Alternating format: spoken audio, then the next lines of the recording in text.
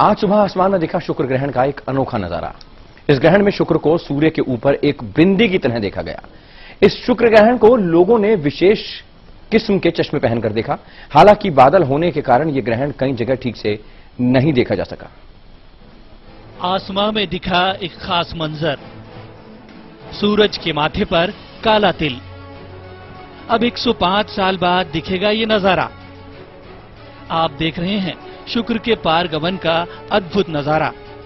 ये 6 जगहों की वे तस्वीरें हैं जो बता रही हैं कि आज की सुबह का इंतजार लाखों लोग कर रहे थे। भारत में सूरज के माथे पर ये काला तिल सुबह 5:22 से 10:22 तक देखा जा सका। खगोलीय भाषा में इसे शुक्र का पारगमन कहते हैं।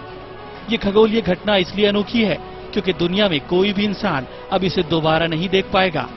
ये खगोलीय संयोग अब 105 साल बाद यानी 2117 में ही देखा जा सकेगा।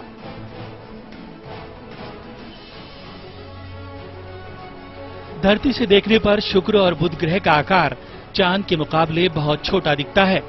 इसलिए जब ये सूर्य के सामने से गुजरते हैं तो एक छोटे से काले बिंदु जितना ही आकार बना पाते हैं। शुक्र का पारगमन ग्रहों की व्यवस्था में अधिक दुर्लभ घटना है। वास्तव में दूरबीन के आविष्कार के बाद केवल 7 बार ये घटना हुई है।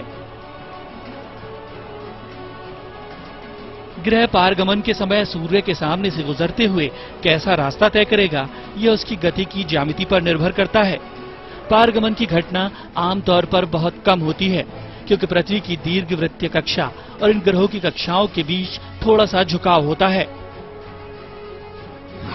शुक्र का पारगमन क्या है?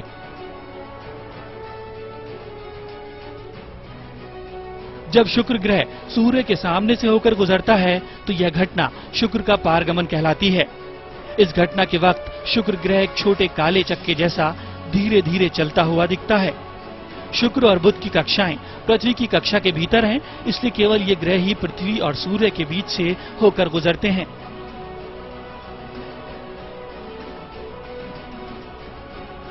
पारगमन एक बहुत दुर्लभ खगोलीय घटना है और शुक्र का पारगमन बुध के पारगमन की तुलना में और भी अधिक दुर्लभ है। इस घटना को देखने का पहला प्रमाण 1639 में मिलता है, जब खगोल शास्त्री जेरेमिया हिरॉक्स ने इसे देखा था। यह दूरदर्शी के आविष्कार के 3 दशक बाद की बात है। इसके बाद 1761, 1769, 1874 और सन 2004 में शुक्र पारगमन को देखा जा सका। 1761 और 1874 के पारगमन भारत में पूर्ण रूप से देखे गए और अब एक बार फिर दुनिया इस घटना की गवाह बनी है। समय के लिए ब्यूरो रिपोर्ट।